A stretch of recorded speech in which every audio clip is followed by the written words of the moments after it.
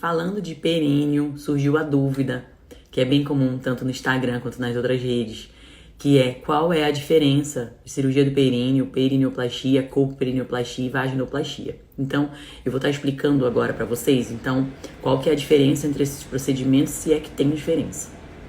Na língua médica, a gente tem algumas palavrinhas que a gente usa para dar um significado de uma parte do corpo. Então, vagina, por exemplo, a gente usa colpo. Então, colpo significa vagina. Então, a maioria dos procedimentos que tem colpo é porque envolvem a vagina. E o períneo tem a ver com o períneo mesmo. A plastia seria a cirurgia nessa região. Então, quando a gente fala perineoplastia, a gente está falando da cirurgia feita no períneo. Quando a gente fala de colpoperineoplastia, é porque, na verdade, a cirurgia ela é feita na região do períneo e também na vagina. Então, quando a gente geralmente utiliza essas palavras, elas são muito sinônimos, porque dificilmente você vai fazer uma cirurgia de períneo sem mexer no canal vaginal. Dificilmente você vai fazer uma cirurgia para ajustar o canal e não vai ajustar a região do períneo. Então, na maioria das vezes, a cirurgia é feita nas duas partes. E às vezes a gente vai falar só perineoplastia porque fica mais rápido, é como se fosse um nome mais curto. Na hora do pedido, na guia cirúrgica, geralmente se coloca colpoperineoplastia anterior, quando a gente vai mexer na parede anterior, que é onde tem a bexiga, né? Que pode estar prolapsando ou não. E colpoperineoplastia posterior. Então, esses são quando a gente mexe na parte de baixo. Então, esses são os nomes que a gente vai estar utilizando para fazer um artigo científico, para fazer um pedido numa guia. Agora, na hora que a gente grava o vídeo, é muito comum usar só perineoplastia. Mas não quer dizer que não vai mexer no canal vaginal. É só realmente a forma de comunicação.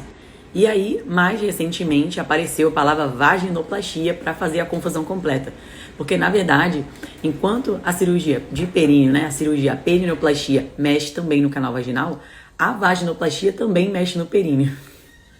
A intenção da criação do termo vaginoplastia era se referir aos casos de cirurgia de períneo, né, que, na verdade, não existiriam a indicação formal de prolapso. Então, a paciente não teria cistocele, não teria prolapso uterino, nem retocele, nem introcele. Então, a paciente não teria a descida dos órgãos genitais, mas ainda assim ela teria a queixa de alargamento do canal. E que na hora do exame, às vezes a gente nem vê um alargamento tão profundo. Seria mais ali na parte da entrada do canal mais aberto, ou às vezes uma correção de uma laceração de parto, que ainda ficou aquela calhazinha para lateral, ou às vezes a sutura não ficou com um resultado tão estético. Então a correção dessa região não seria o períneo clássico, seria um períneo mais simples, digamos assim, uma cirurgia. Então eu vou mostrar aqui para vocês, isso aqui é um vídeo que eu tenho no canal do YouTube, é um trecho de uma aula que eu dei, onde eu estava falando justamente das correções de distopias genitais, que seria a cirurgia de períneo mais clássica, e a cirurgia de períneo com um intuito mais estético, também funcional, mas também com intenção estética, de não ter aquele canal mais aberto, principalmente pós-partos vaginais. Então, o procedimento, ele pode ir mais profundo no canal, mas ele pode ser realizado nos casos em que não tem a queixa da paciente. Ele poderia ser realizado mais nessa região da entrada da vagina, com o objetivo de estreitar essa região e retomar a anatomia com um aspecto anterior ao parto. E o que acontece no caso da cirurgia, né, de períneo clássica, onde a gente teria realmente a exteriorização dos órgãos, o que a gente quer dizer é que a bexiga começa a herniar, ela começa a descer. Então, a bexiga tá aqui, o útero tá aqui e o reto tá aqui. O canal vaginal tá aqui. Na hora que existe a flacidez nessa região, a bexiga ela começa a descer. A pessoa faz força, ou tosse, ou faz uma pressão. Isso aqui faz isso. Ou aqui, e num caso mais intenso, o próprio útero desceria pelo canal. E aqui seria um caso mais exagerado. A cirurgia de colpoperineoplastia, ela é uma cirurgia base na ginecologia. Então, todos os profissionais que fizeram ginecologia e obstetrícia de formação, eles tiveram o treinamento para fazer esse tipo de cirurgia. A diferença é que as queixas das pacientes são muito variáveis e a anatomia também. Então, o motivo de você, de repente, ouvir muitas mulheres falando assim, eu fiz a cirurgia e não funcionou. Então, peraí, vamos entender por que uma cirurgia pode não funcionar. Se você entende que uma paciente tem um defeito na parede anterior e só for corrigida a parede posterior, ela vai continuar com a queixa. Se a paciente tem uma flacidez ao longo de todo o canal e só for realizada a cirurgia no períneo, na entrada da vagina, que seria a vaginoplastia, não vai funcionar, porque a paciente tem um defeito mais profundo, então ela precisa corrigir até o final. E aí, nos últimos anos, a gente começou a falar sobre essa cirurgia com anestesia local, e para alguns profissionais que de repente não estão tão atualizados nesse cenário, foi uma estranheza muito grande, foi um susto muito grande. Mas então, existem tipos de cirurgias no períneo, no canal vaginal, que continuam sendo feitas apenas com internação hospitalar e RAC.